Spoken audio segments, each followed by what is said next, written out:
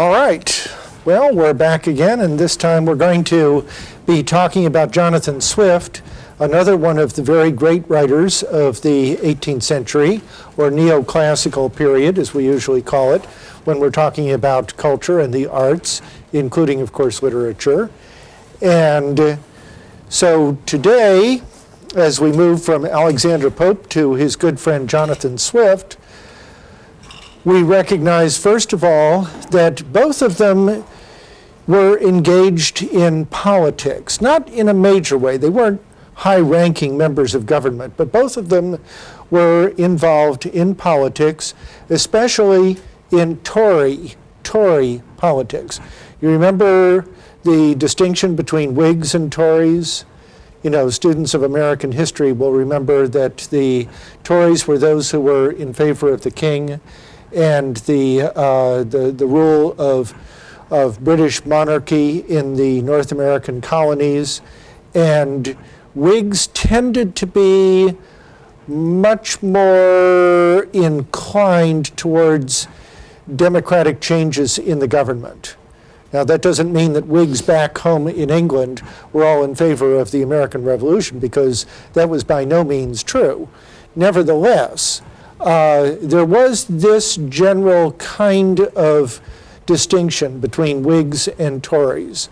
The Tories tended to be more conservative and tended to be more traditionalist, tended to favor the monarchy and the traditional prerogatives of the monarchy.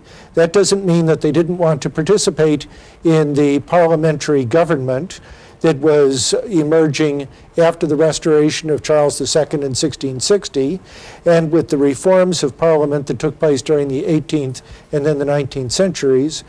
But they tended to be more traditionalist, and they tended to be more inclining in the direction of the traditional monarchy and aristocracy and so forth. Whereas the Whigs, as I've suggested, tended more in the direction of democratic reforms, more in the direction of the establishment of a parliamentary government whose representative form of government would be based on elections, local elections, in which the prime minister would emerge by the end of the 18th century really as the principal political and governing figure in the English system. And so what we're doing is we're looking at a period in which that shift was taking place in England. Now, this is, of course, also in the aftermath of the English Civil War, which had taken place within living memory of many of the citizens of England at the time that Swift was a young man and Pope was a young man and so forth.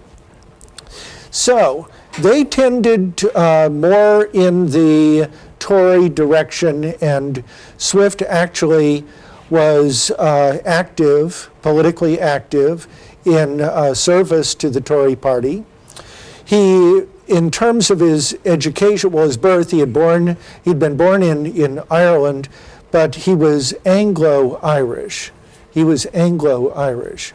And the Anglo-Irish are the English who had colonized Ireland, and colonized is a nice euphemism for what actually took place, which was in many cases very brutal and very bloody, especially under the leadership of the person whom the Irish still refer to as Bloody Cromwell in the middle of toward the latter part of the 17th century. And by this time now, things had more or less settled down, but there had been plantations, as they were called, of the English and of Scots who were loyal to the English in not only the north of Ireland, though particularly in the north of Ireland, because that tended to be a hotbed of political resistance to English rule, but also in other parts of Ireland as well. Now, this is a long story that we can't get into in great detail here. We do have courses in modern Ireland and modern Irish literature and cultural history. I teach one of these, for example. And if you're interested in that subject, please come and take the course. But in any event, suffice it to say that most of the property of the indigenous or native Irish people had been expropriated by this time by the English government. And that means that somewhere in the neighborhood of 93% of the land that had previously belonged to the Irish had been taken over by English and Scottish, what shall we say, landlords. In some cases these were great lords, but certainly landlords, by the early part of the 18th century. Now, that led to the formation of a whole new group in Ireland. It wasn't brand new, because the English had been moving in smaller ways for a very long time. But by the beginning of the 18th century, there was firmly established a whole class of people, the Anglo-Irish, that is to say people of English origin, who had been born in Ireland and who had Irish upbringings and now had Irish roots. And it's the same kind of thing that happened elsewhere where the British were colonizing. It happened in India, it happened in parts of Africa, it happened in South Asia, and so forth, where you have people who are of English descent whose birthplace is in one of these foreign colonies. And so the people are both British and not British. And so they have some kinds of roots in the place where they have been born and reared and educated, but at the same time they also have other cultural roots which extend back to the motherland of England. And this, in many cases, created all kinds of tensions. It created tensions not only between the English, who occupied virtually all of Ireland, but it also created tensions between the Anglo-Irish and the English, as we shall see. And Swift got very much caught up in these kinds of conflicts. When in 1713, he was appointed as Dean of St. Patrick's Cathedral in Dublin, this was a disappointment to him because he really was hoping for an appointment as a bishop in one of the major bishoprics in England, in the Church of England. What over here is generally called the Episcopal Church, but in England, of course, is the Anglican Church or Church of England.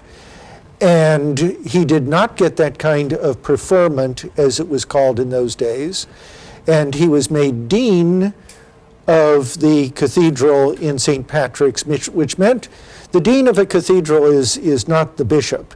The dean of a cathedral is the one who's sort of the pastor of that particular congregation in a cathedral.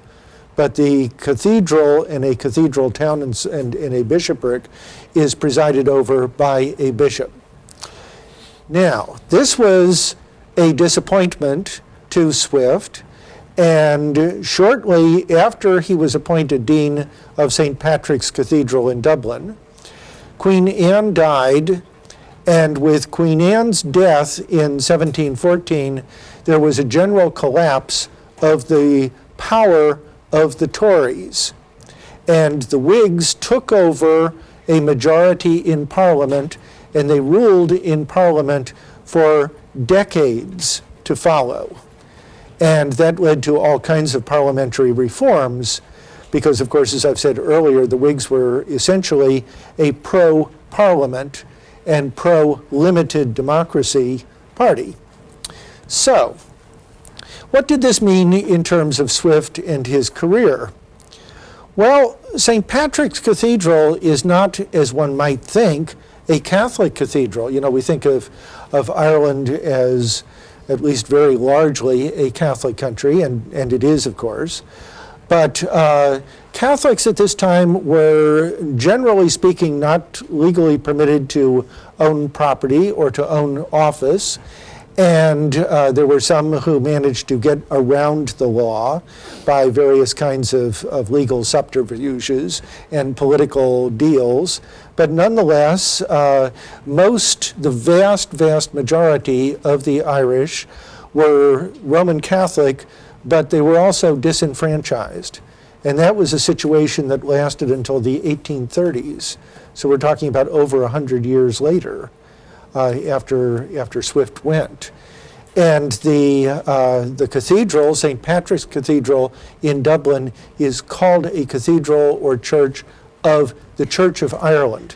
Now, the Church of Ireland, paradoxically enough, is a Protestant church. It's the Protestant Church of Ireland, which is really the Irish branch of the Church of England. And he, having been consecrated as an Anglican clergyman, therefore held this post in the Protestant Church of Ireland. And for Swift, this was really being sent out to the boondocks. Ireland, from the perspective of the English, was really a cultural backwater. They had destroyed the political institutions and many of the cultural institutions in Ireland. They had reduced most of the Irish to a kind of virtual slavery in a kind of land rent scheme in which the Irish had to work on smaller and smaller and smaller plots of ground to try to make out a subsistence living, but having to pay very high rents to the landlords kept them constantly in debt to the landlords and constantly impoverished, which of course was one of the principal reasons why so many of the Irish eventually chose, often with great difficulty and with great sadness, to leave Ireland and go to the colonies, such as over here in North America, and obviously also to other parts of the world. There are many Irish who went to Mexico, Central America, South America. Some of you probably are aware that one of the greatest figures in South American history is the great liberator, Bernardo O'Higgins. Bernardo O'Higgins, who had an Irish father and a Latin American, or as we would say in this country, an Hispanic mother, whence the interesting mixture of his name. Over here in Herman Park, there's a statue to Bernardo O'Higgins, by the way, is one of the great liberators in South American history. And the same kind of tradition was carried out in various parts of what we call Latin America, where many Irish went there, as well as people from elsewhere in Europe, of course. And the Irish also went to Australia, they went to New Zealand. They tended to go to English-speaking places because while at the time of Swift, most of the native Irish were still Irish or Gaelic speakers, they were increasingly becoming English speakers as well. So they were either bilingual or they had learned at least enough of English that they could get along in English. So if you're going to go to an entirely new place, you have some advantage if you go to a place where you can speak or relatively quickly learn the language. And of course, there would be few people indeed who would be native Irish or Gaelic speakers in places like Argentina, say. So that was really the beginning of what is frequently referred to as the Irish diaspora. Something which accelerates during the 18th century, and then of course particularly in the 19th century, and during the period of the Great Famine in the 1840s, you have about an eighth of the population dying of starvation or diseases related to starvation, and about another 3/8 or almost a half of the population leaving Ireland and emigrating to other places. The Protestant Irish mainly going to Canada, the Catholic Irish mainly going to the United States. So, but also to other places as well. And there are large concentrations of people of Irish descent, as I've said, in Australia, New Zealand, and other places like that, former British colonies. Okay, so all of that is really picking up in Swift's time. And this is very important in terms of establishing the context within which Swift was writing, because he took a very active role in the political debates of the time. And as a matter of fact, his literary works are frequently very much motivated, as we shall see, by his political activities. He wasn't directly a political activist in the sense that he wasn't out carrying signs at political protests or something like that, but he was very politically active through his writing, to the extent that there is a statue to Swift in the center of Dublin as one of the great heroes of the Irish and of, ultimately of Irish independence, despite the fact that he had such very strong English background, and despite the fact that he came from such a conservative orientation. Nevertheless, he was also a clergyman, a Christian clergyman. And what he saw in the exploitation of the Irish in Ireland horrified him. He'd been away from Ireland for a long time. I mean, he was there as a child and growing up, but then he was sent away to university and lived for a substantial amount of time in England. And then when he went back to Ireland, he was horrified by what he encountered there, because while you would expect somebody, perhaps might expect somebody in a kind of stereotyped way, who was a Tory to be in favor of the English policies in Ireland. As a matter of fact, that leaves out of the equation the other side of Swift, that he was also a very devout and devoted Christian. And it was as a Christian and as a Christian clergyman that his conscience was so aroused by the conditions that he encountered in returning to Ireland. And so, as I said, what we're going to see in the works that we have an opportunity to look at, what we're going to see is we're going to see a lot of that kind of political analysis and criticism. Having said that, let me say that his greatest work, of course, is Gulliver's Travels, but what I would like to do is I'd like to turn first to another one of his very well-known and very important works, and this is A Modest Proposal.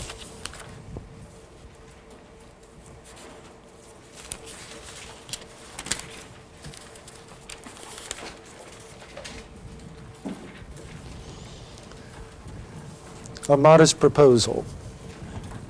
And then we'll move into Gulliver's Travels. Okay. Swift had been publishing a number of works, many of them anonymously or under a pseudonym, in which he was criticizing, even to the point of attacking, the policies of the English in Ireland. One of the schemes, for example, was, which was before Parliament, was to devalue the Irish currency by half in relation to the English currency. Now, clearly, what that meant was that, let's say you had somebody who produced a tablecloth. Irish linen is famous as some of the very best linen and embroidery and so on in the world. So let's say you had somebody who produced a tablecloth, and in Irish currency, let's say that would be worth 10 pounds. Well, if you devalued the Irish currency by half, then the Irish person who made that or who was selling that would have to sell it in a market that was controlled by the English and would receive not 10 pounds but 5 pounds for it, in effect, okay? And so by devaluing the Irish currency even further, that was a scheme whereby there were English merchants who could extract more profits from the work and the manufacture of the Irish, and of course their farm goods and so forth.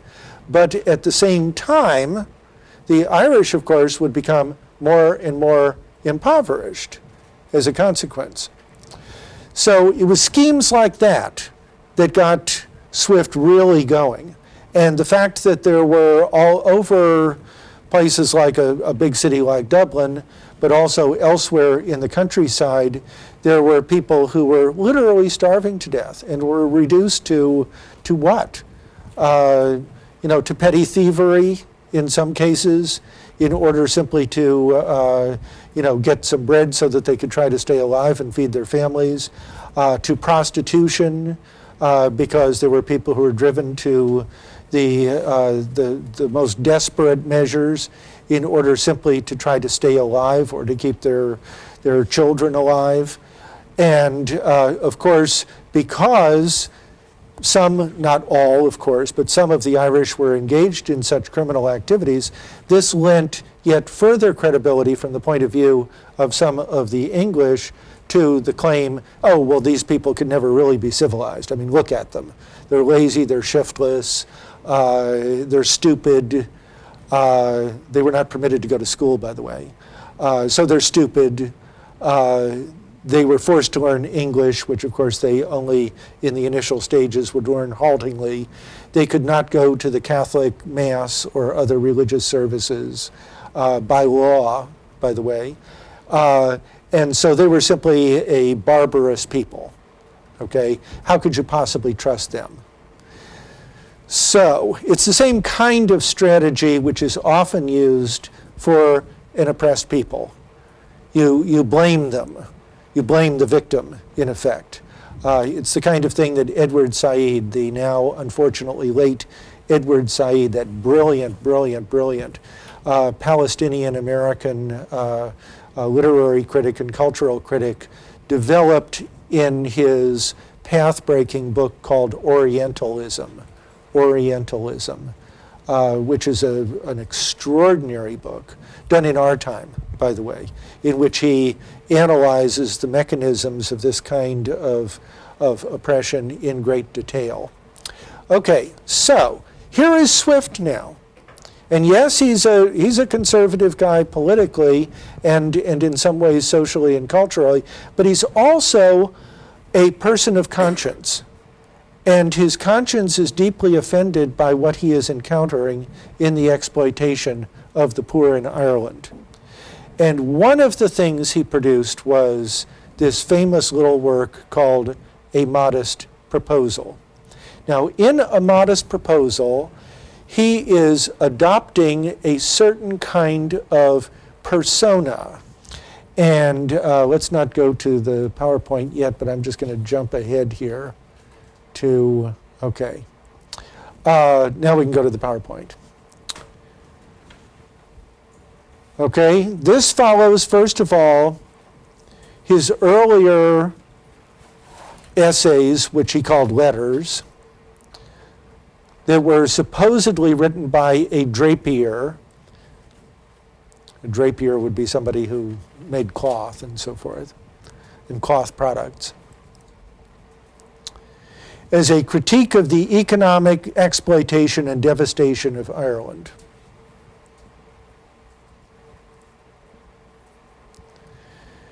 And then, notice point 2 here. A Modest Proposal is what in rhetoric and logic and the study of argumentation is called usually by its Latin term,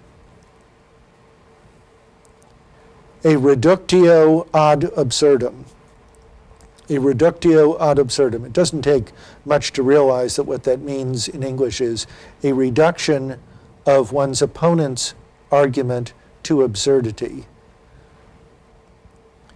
So you attack your opponent's argument by showing its absurdity if followed to its logical conclusion.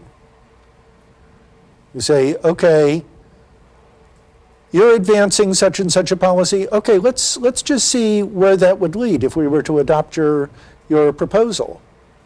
And then you push it, and you push it, and you push it, and you push it to draw out all of its logical implications and thereby reduce it to absurdity.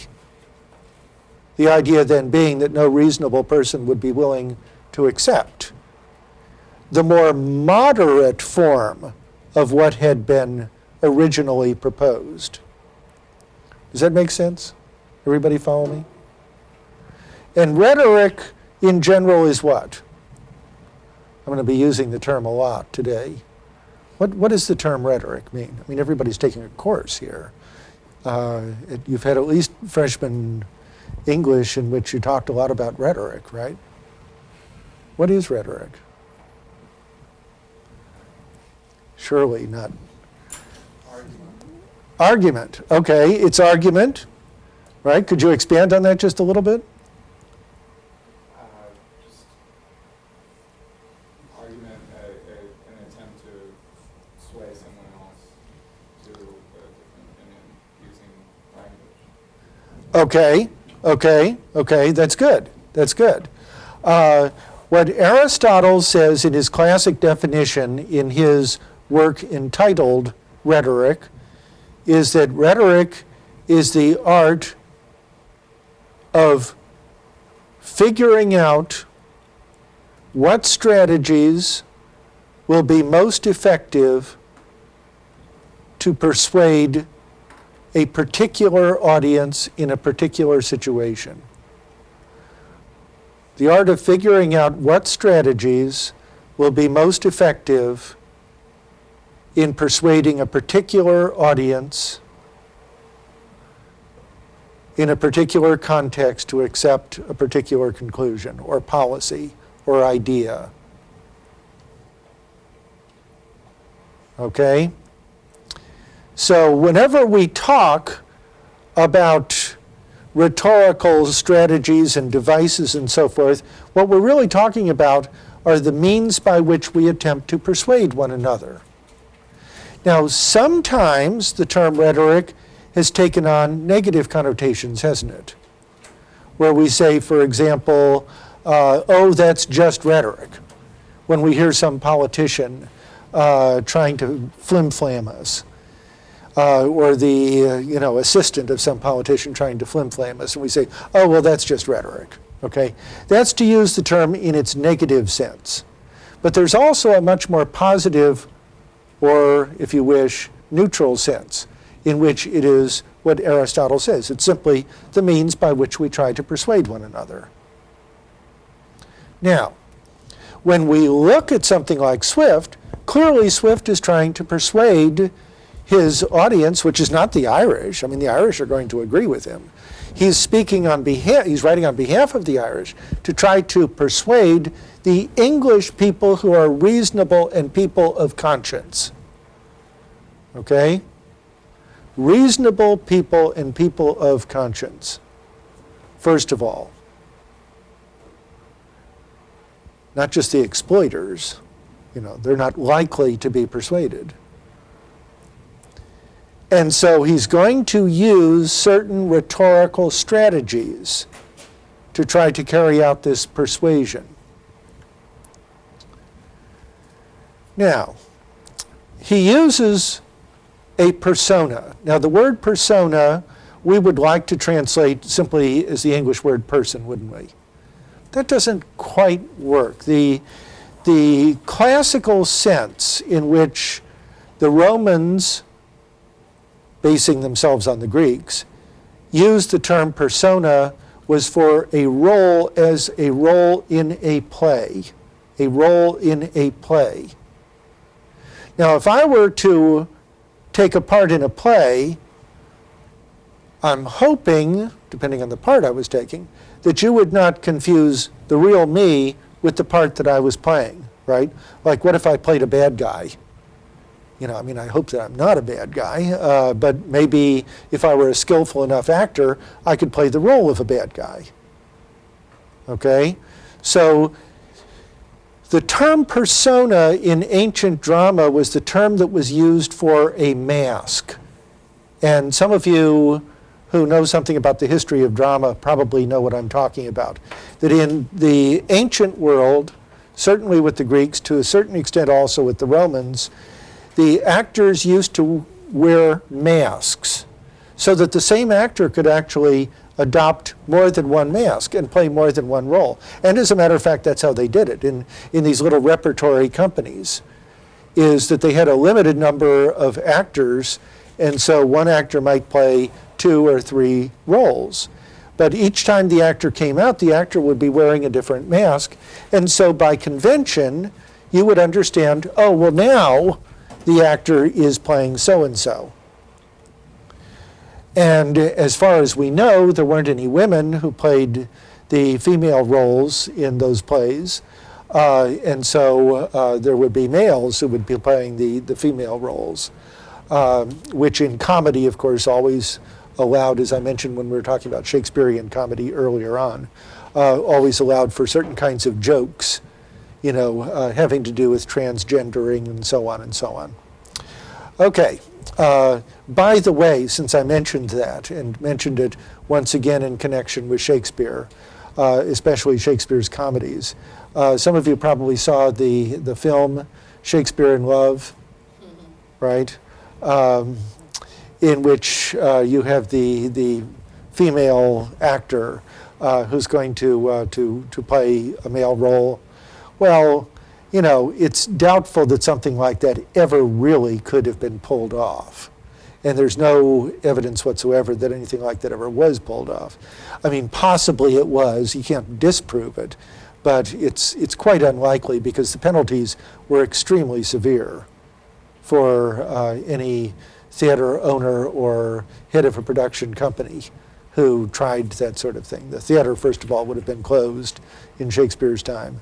And there would have been huge fines that would have been imposed for that. So, but it still makes a lot of fun in that movie. So, and of course Gwyneth Paltrow is charming throughout, as you would expect her to be, right? Okay. But back to the rhetorical use of the term persona.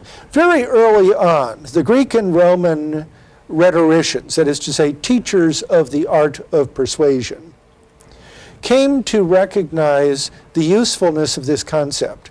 So they said, that's what a speaker will frequently do, is adopt a particular persona in talking to a particular audience about a particular topic in order to accomplish a particular end.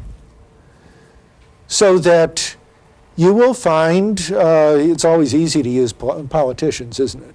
You will find a politician who maybe goes to a rural town, say in Oklahoma, small rural farming town in Oklahoma, talking to the audience in a different way than that same person might talk to an urban audience in Los Angeles.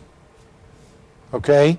Now, what the rhetoricians and teachers of rhetoric always said was that's simply the adopting of an appropriate persona for the situation. Think of it in another commonplace way. If you're around children, some of you may have children, but you may be around children if you don't have your own. You find yourself talking differently to a child, don't you, than, say, to one of your professors. And you probably talk to one of your professors, such as me, in a different way than you talk to your good friends, right? That's simply a matter of adopting different personae for different situations when you're dealing with different people under different conditions. Now, obviously, that can be taken the wrong way, too. I mean, you can have the sly politician who tries to hoodwink people, right, by constantly changing personae in a kind of hypocritical way. Well, that's not what we're talking about here. I mean, that's a possibility, of course, but that's not what we're talking about here. So, what does Swift do? He adopts the persona of a social scientist, specifically a political economist, so that this is presented to us as if it were a learned, academic, thoroughly researched paper by a political economist, social scientist, who is making an actual proposal based on all kinds of scientific evidence. Okay? And so the style and argument are deliberately dispassionate and seemingly objective. The kind of language we would expect to be coming from a scientist. Scientists do not normally persuade other scientists by jumping up and down on the table and screaming at one another. There are some notorious instances in which that has taken place, but for the most part, they become the object of jokes in the scientific community in the few cases where those things happen. Okay. Now, what he is doing here is he's demonstrating the limits of scientific rationality, in effect. Not only the immorality of what not all the English, of course there were good English people and people of conscience in England, many good, decent people of conscience in England. But there were also the exploiters. And in using the argument that Swift does, he's demonstrating the limits of scientific rationality. Now let's come back to that point. But let's look first of all at the text, and then we'll return to talking about his strategies. Look at the beginning. This is a modest proposal. Well, of course, it's not a modest proposal at all. It's part of the irony of the title, but we don't know that yet. Note how we're going to be led into the argument, step by step by step by step. And he's pulling his punches until he thinks that maybe he's got us hooked. A modest proposal for preventing the children of poor people in Ireland from being a burden to their parents or country and for making them beneficial to the public. Well, who could object to that? Who could possibly object to that? That sounds like a perfectly reasonable and decent and humane thing to do. And so he begins. It is a melancholy object to those who walk through this great town, and of course this is Dublin, or travel in the country, when they see the streets, the roads, and cabin doors crowded with beggars of the female sex. Beggars not of the male sex, but of the female sex. Okay? Why, how indecent. Followed by 3, 4, or 6 children, all in rags, and importuning every passenger for an alms. Asking for a handout. Asking for a handout. Okay? These mothers, instead of being able to work for their honest livelihood, are forced to employ all their time in strolling. Strolling was actually against the law. It also was over here in the American colonies, because it was assumed that strolling had to do with vagrancy, and you know there were laws against vagrancy, and you could, not that they were enforced very often, but you could enforce them if you wanted to. That is to say, to arrest somebody because the person didn't have any visible means of livelihood. And of course, the implication is going to be that at least some of these women were engaged in prostitution at least some of the time. Okay. to beg sustenance for their helpless infants, who, as they grow up, either turn thieves for want of work, or leave their dear native country to fight for the pretender in Spain, or sell themselves to the Barbados.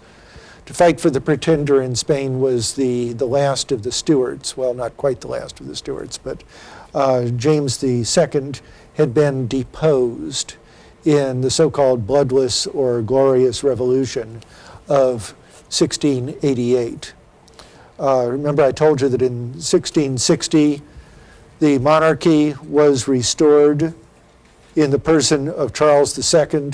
Charles II ruled quite peaceably for a period of time, and then he died, and he didn't leave any legitimate children.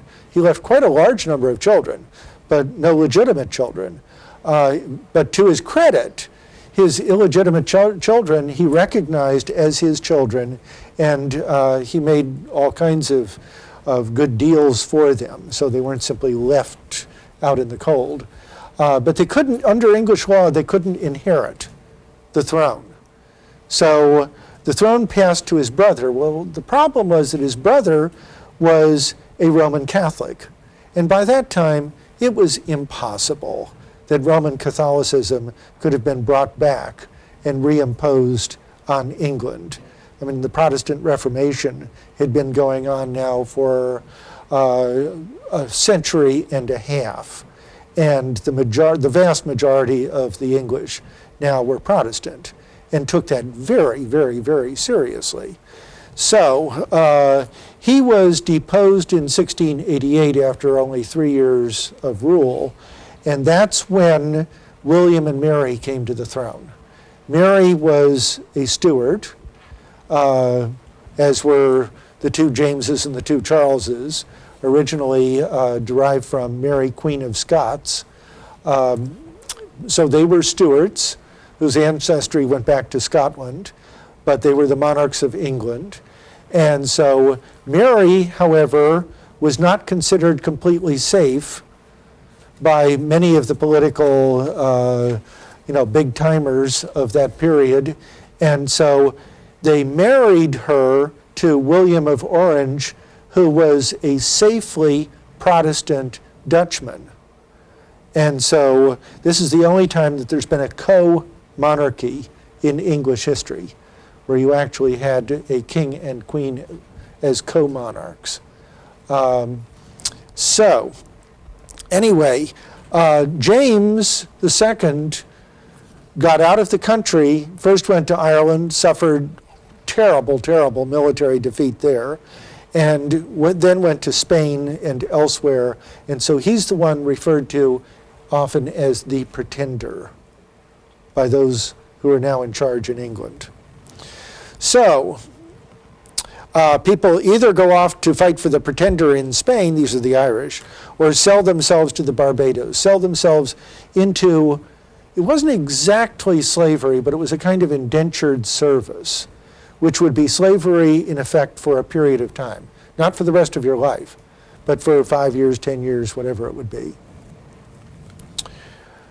I think it is agreed by all parties that this prodigious number of children in the arms or on the backs or at the heels of their mothers and frequently of their fathers. Notice now he brings in the fathers. But he's made that appeal to a kind of sympathy and what at the time would have been called common decency by first referring to the plight of adult women as the mothers. Okay, but now he brings in the fathers too. Is in the deplorable state of the kingdom a very great additional grievance. Aha, what kind of a grievance now are we talking about? And therefore, whoever could find out a fair, cheap, and easy method of making these children sound, useful members of the Commonwealth would deserve so well of the public as to have his statue set up for a preserver of the nation. Aha, okay. Hard to disagree with anything he said so far, right? Sounds perfectly reasonable. perfectly humane. But my intention is very far from being confined to provide only for the children of professed beggars. It is of a much greater extent and shall take in the whole number of infants at a certain age who are born of parents in effect as little able to support them as those who demand our charity in the streets. Okay. He's simply extending the number of people whom he's going to be helping, it would appear. As to my own part, having turned my thoughts for many years upon this important subject, and notice maturely weighed the several schemes of other projectors, you see, of other social scientists and similar proposers of policy, I have always found them grossly mistaken in their computation. See, he is posing here as a kind of scientist. What do social scientists want to establish as the baseline for their arguments and their proposals? Well, computations, statistics, empirical evidence. Okay? It is true, a child just dropped from its dam. Now that's the kind of language that we tend to use of animals, right? You know, a heifer dropping a calf, say, may be supported by her milk for a solar year with little other nourishment, at most not above the value of 2 shillings, which the mother may certainly get, or the value in scraps, by her lawful occupation of begging. And it is exactly at 1 year old that I propose to provide for them in such a manner as, instead of being a charge upon their parents or the parish, there were no public welfare systems at this time, or what did exist was very, very, very primitive. And so it was mainly up to the local parishes, and it was the local churches who tried to provide whatever comfort they could to poor and destitute people. Or wanting food and raiment for the rest of their lives, they shall on the contrary contribute to the feeding and partly of the clothing of many thousands. Now we might begin to wonder about some of the language he's using here, but nevertheless, we don't really know what he's up to. There is likewise another advantage in my scheme, that it will prevent those voluntary abortions and that horrid practice of women murdering their bastard children, alas, too frequent among us. Sacrificing the poor innocent babes, I doubt, more to avoid the expense than the shame, which would move tears and pity in the most savage and inhuman breast.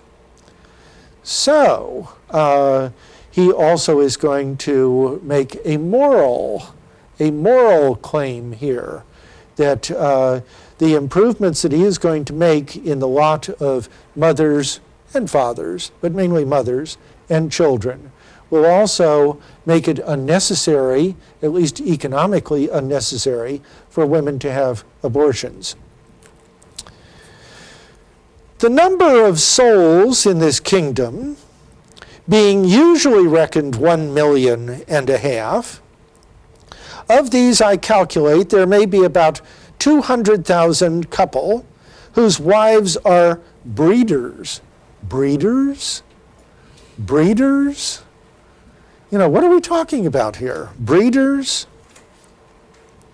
From which number I subtract 30,000 couples who are able to maintain their own children, although I apprehend there cannot be so many under the present distresses of the kingdom.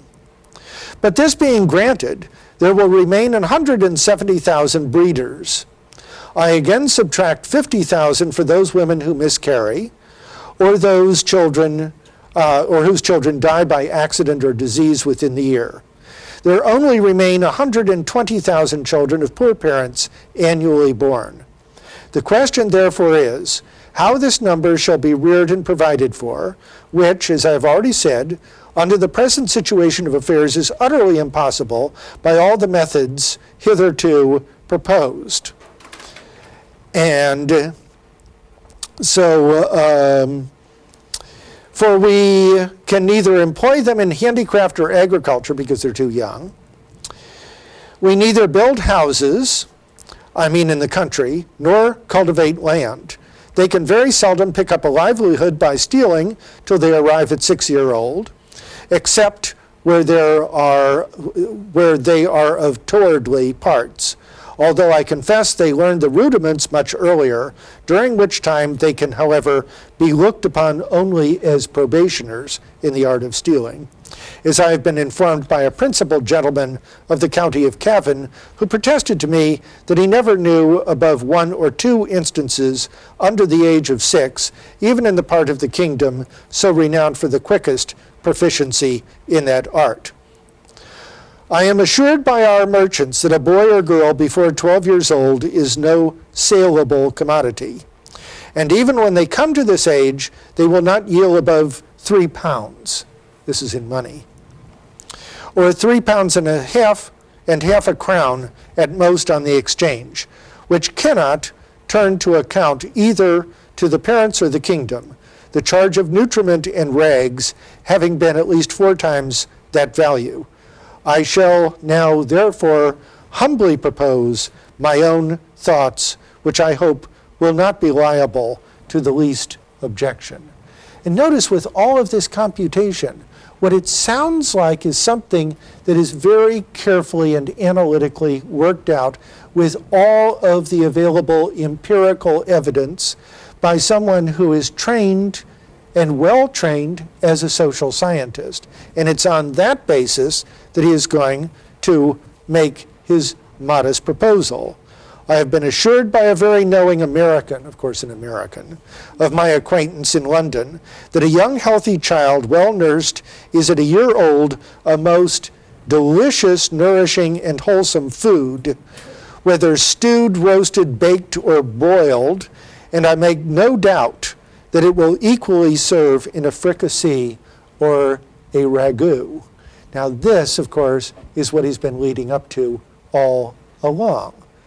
And he's been drawing us in with his seeming scientific method in order to make this modest proposal. Well, more after our break.